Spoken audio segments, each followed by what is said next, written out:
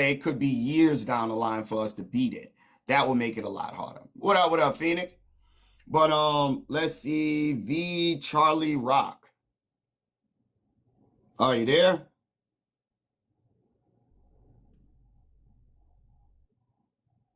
Charlie? All right. I think Charlie might be He wrapped got a up phone doing call. something I else. think he got a phone call. But real quick, back to that I was trying to, put in quickly. That is what I'm observing from my observation and study. I believe it's more to it than just getting the midterms. I believe, just like what we said earlier, there is an agenda there. So let's, Mhm. pay attention. Let's pay attention to that as well. And mute up on that. Thank you. Yeah, I mean, the Heritage Foundation, which was, of course, as we know, one of the major people backing Donald Trump's candidacy, they looked at Viktor Orban, the dictator of Hungary, as like the model that they wanted for America. What Viktor Orban did is when he came into power, he immediately started to put his people in charge of the media. He immediately started to change the constitution of Hungary, because in Hungary it's actually a lot simpler to change their constitution than what it is for ours. So he immediately got to that. He started to change the schools. Everything he could have an influence over, he did. So they want that, but it's a lot harder for them to change the constitution here.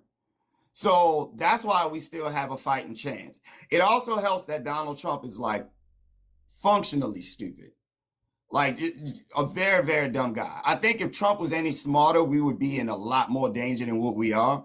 But just due to the fact that he's an idiot, he's not capable of hiding the grift. He not capable of putting forth the image of somebody that give a damn about people. Like that's just not something within his ability to do. So long as we have that, we have a fighting chance. And I think right now all he doing is like further burying himself in his party. People despise everything that's going on in Louisiana. They just showed that last night. Like even when you look at the Republican candidate Julia Letlow that progressed on when it came down to the primaries, like she only got 25% of the vote out of the people who voted Republican. That is depressingly low. So now you're going to put her up against Democrat Jamie Davis. How is that going to play out? Can you be positive that the same people that was there for Bill Cassidy going to be there for Julia? Are you positive that the same people that came off of Fleming is going to be there for Julia? So I think even there, like that could end up being a Democratic pickup in a deep red state like Louisiana. That can be a Senate seat pickup for us because they're going for Bill Cassidy's Senate seat. And like once we take the Senate, confirmation is going to be completely different, which I think we are definitely in need of. We don't get no more of these rockheads and all the rest of that shit to put over Health and Human Services. We don't get loyalists like Kevin Warsh or anything like that.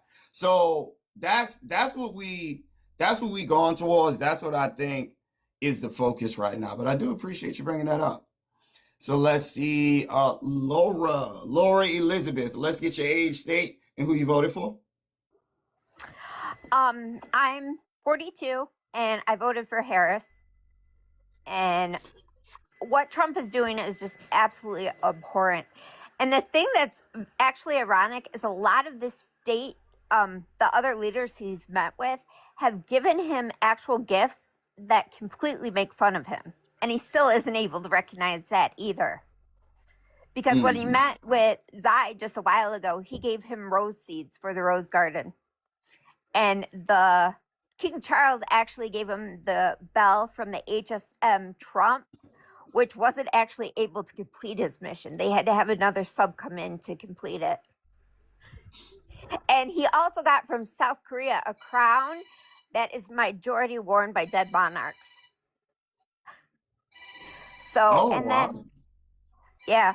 But then I've heard too that they're actually putting some of the mass deportations in Angola prison.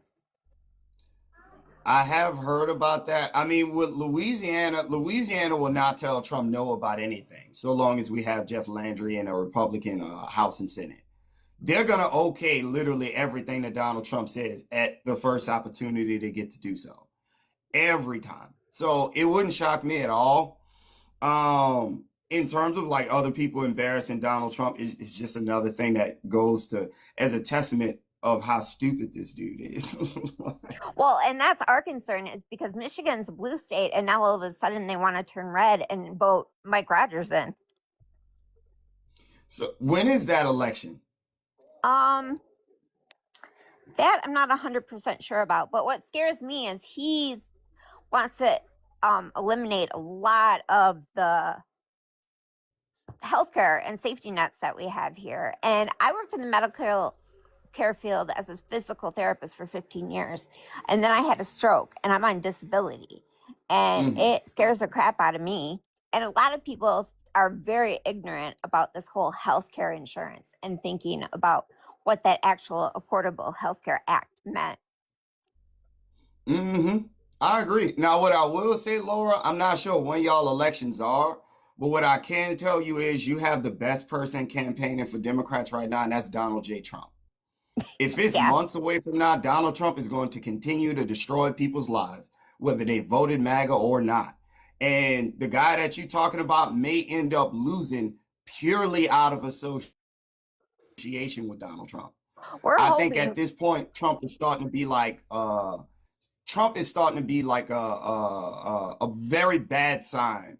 I'm blanking out on the word, but he's starting to be a harm to the people that he endorsed. If he's not in the deepest of red states, like Louisiana or Indiana, and even out here in Louisiana, it's starting to get iffy. If he's not in the deepest of red states, then he's typically a pariah. I appreciate that, Rock Goddess. Yeah, but like, if he not in the deepest of red states, him speaking up for a candidate actually does more harm than good. But yeah, Laura, I definitely appreciate what you came up with, sis. Anything else you want to say? Nope, I'm good. Have a good day. And I have to say that I've shared your post with so many people because it hits right on everything. Right on, right on. Much love to you, sis. Be on the lookout because I'm supposed to be going back to Baton Rouge either Wednesday or Thursday for another one of those hearings. I'm sure it'll be super fun. Hopefully, Miguez is still there ready to talk about my hat. That was very cool. You have a good one, sis. Unicorn, you wanted to chime in with something? Yeah. Are you glitching? Am I tripping, chat? You might be glitching a little bit. I don't know. You froze a little bit and then you were glitching a little bit. I could be tripping. I wanted to just give you a point of clarification on the Angola thing that you guys were talking about because, prison is like my thing. DHS in September 3rd, 2025, if anybody would like to look it up, it's the Department of Homeland Security. It's the article is called Louisiana Lockup, a new partnership with DHS in the state of Louisiana to expand detention space. What they call it is quote unquote Camp 57. And what they've done